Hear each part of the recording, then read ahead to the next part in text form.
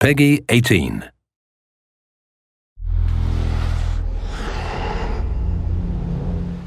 Hi, my name is Ashraf Ismail, Game Director of Assassin's Creed 4 Black Flag, and I'm very proud to be showing off the Caribbean open world. Here, we're going to start with Edward. After completing a few missions, he's met up with the assassins, but he's not yet bought into the creed, so he still has this selfish need for fame and fortune. Edward is one of the most unique characters we've created for the Assassin's Creed universe. He is a man who is still trying to figure out who he is in life and what he wants to get out of it. At this point in the story, he still wants that fame, so one way to get it is to complete these assassination contracts. This is a way to make money and to gain a bit of notoriety. So here we go. We have 2 targets to take out, 2 Templar brothers. So we're going to accept the contract, and the world map is going to show us where this contract takes place. So we see here that the contract is actually very close to us. It starts in the village we're in, but as we zoom out, we want to show you the world that we have. Many locations, over 50 locations, centered by Cuba, the Bahamas, and Florida up north. This is a massive world. There's a lot to find and do in this Caribbean Sea. But now we'll get back to the Fisherman Village and go after our targets. The Fisherman Village, it's one type of location in this world. It's really here as a convenience to the player. This is where you can start missions, where you can shop to upgrade Edward and the Jackdaw itself. It's really about the mood and the ambiance of the Caribbean Sea. In the distance, we have a tavern that we're approaching. Taverns are places where you can hire crew, play mini games, drink if you wish. But for now, we're going to focus on the targets and take them out.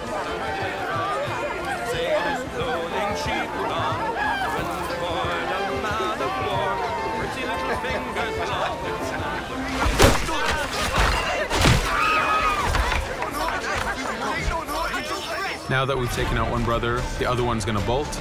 Just like classic ACs, we can chase him down and take him out that way, but there's many ways to complete this contract. We can use the new free aim system to shoot him this way, to eliminate him that way. We can jump onto the ship and take him out with his crew, but instead we're going to let him escape into the sea and follow him with the Jackdaw. This is your ship. This is the second main character of the game. You're going to have to customize and upgrade the ship as you go on this journey with Edward.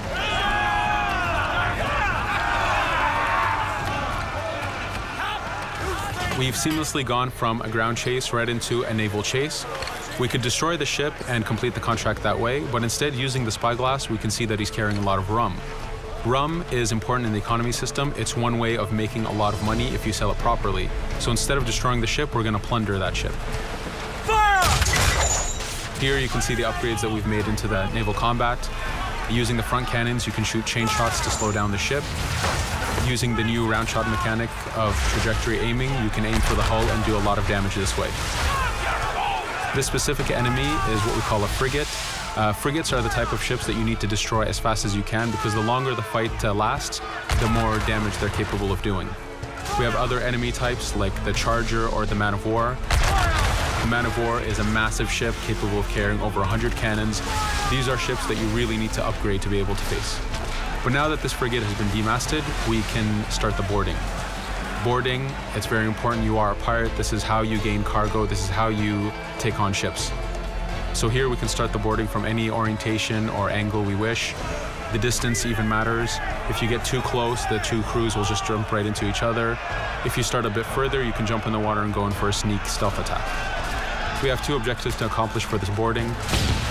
We can take out the captain, and we need to take out some of his crew. So using the swivel gun, we will efficiently take out a lot of the crew. And now we'll go for the captain using Edward's navigation abilities. Here, again, using the new free aim system, we have a dangerous enemy on the other side taking out our crew. We can easily take him out with a headshot. So what we see here is that 2 ships have come together to create this 3D environment where, using your assassin abilities to navigate, to be stealthy, you can take the advantage and get the kill by surprise. Now that we've taken out the captain, we still need to take out a few of the crew members to complete this boarding. Now that we've plundered the ship, we're going to gain that rum that we saw earlier, but we're also going to gain ammo and crew members and some gold. With every boarding, there's 3 options that you can do with that ship. You can gain crew members, you can send the ship to your fleet if you wish, or you can salvage a ship to repair the Jackdaw if you took too much damage in the fight. In this case, since we did well, we're going to send the ship to our fleet. Now that we're back in the Caribbean Sea, we needed to make sure that every minute something is being advertised to the player, something new for the player to do. In this case, we have this uncharted location. These are what we call playas. We have over 75 of these in the Caribbean world. Every playa has something very important for the player to find, something that will help in upgrading Edward or the Jackdaw. So it's in your advantage to explore these locations.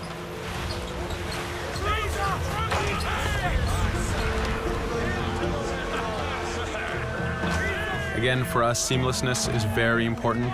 We needed to be able to explore this Caribbean world without having too much interruption in the action. So being able to just let go of the wheel anywhere we want, jump into the water, and swim over to that location. This is very important for the mood and the immersiveness of this Caribbean open world.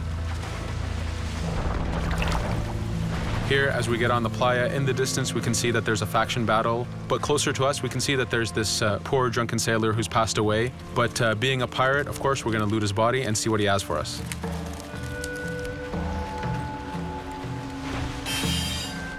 So we found a treasure map. This treasure map is asking us to go to an island called Misteriosa. Every time you find one of these, you know that you're going to find a treasure that is linked to the progression of the Jackdaw or Edward, so they are very valuable.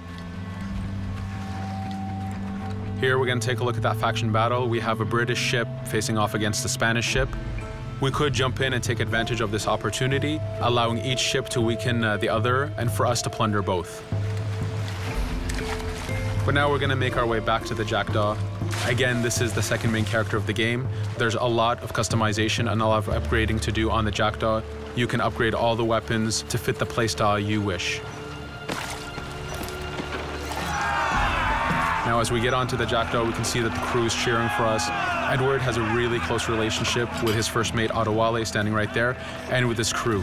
And this is something that you'll see later in the demo, that we can lose and gain crew members. Again, using the spyglass, we can really see the contents of a ship, but you can also assess the danger and threat level of these ships. But for now, we're going to continue to Misteriosa to find that treasure. Here we've crossed into a harpooning zone. The harpooning system is connected to the hunting system, which is used for upgrading Edward himself. So you can upgrade the number of weapons he carries, the ammo that you can carry, and even his health. But for now, we've moved past that zone and we've got into a storm. Storms are very dangerous. If you're not careful, if you don't know how to navigate a storm, you will take damage to your ship and you will lose crew members. In the distance, we can see a water spout. This is a tornado in the ocean. These are very dangerous. They can suck you in, and when they do, they tear the ship apart and take out your crew. Here we can see its effect on a ship. This poor ship got sucked in and got destroyed. Storms are very dangerous, but we wanted the player to take advantage of this. When you've mastered a storm, when you know how these systems work, you can pull enemies into a storm and let the storm do damage for you. So there is a strategic element to using a storm in the world.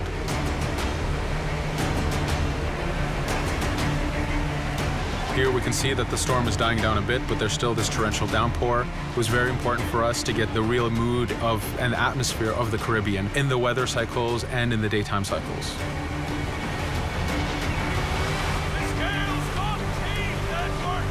But here, since we've survived the storm, did pretty well, let's order our crew to sing. Sea shanties are a part of this game. It's a collectible that you can find in the world. So the more you find, the bigger playlist you have for your crew. But for now, we've made it to Misteriosa. So again, we're going to seamlessly get off our ship and explore this location. Misteriosa is a Mayan ruin. Mayan ruins are heavy with stealth and navigation capacities. There's a lot of treasures and hidden discoveries to be found in these locations.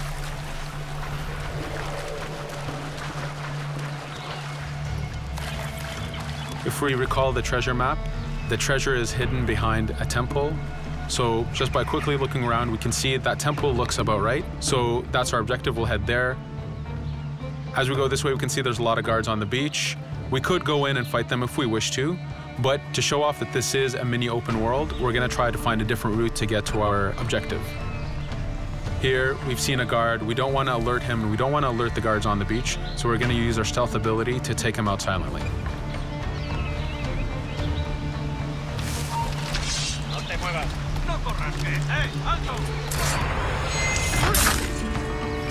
With AC3, we were able to push the navigation in the frontier, which means using natural environments like trees and rocks and so on.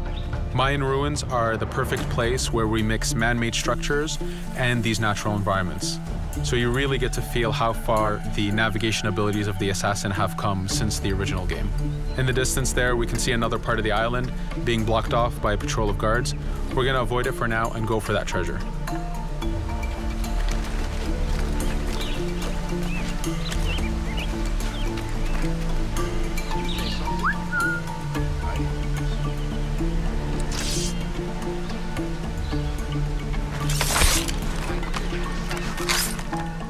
It's important for us to be able to give the players new tools, specifically for stealth. In this case, we have the blowpipe. Using the berserk darts, you make your enemies go crazy. Effectively, this means that they'll attack anything and everything in sight, including their own friends, animals, or Edward if he was in the way. So you do have to be careful with how you use it. But now that we've caused a distraction, if we happen to fall down there, at least there's already a bit of damage done for us. But using our navigation skills, we're able to get past that area without any trouble.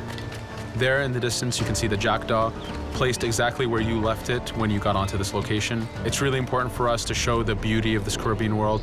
The Caribbean has some amazing vistas, and we pushed ourselves to replicate this in the game.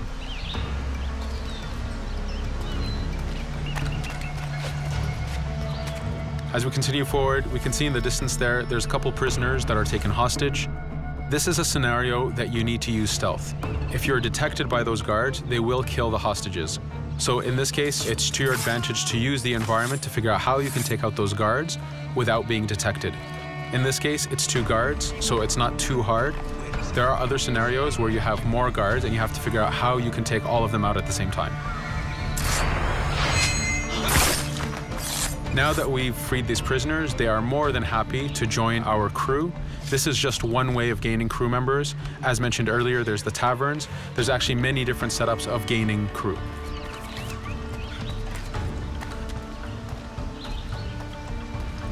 Here, we're going to go back to the treasure map. We can see that the treasure is actually behind the temple near a fountain. So if we just look around, we can see that it's around here.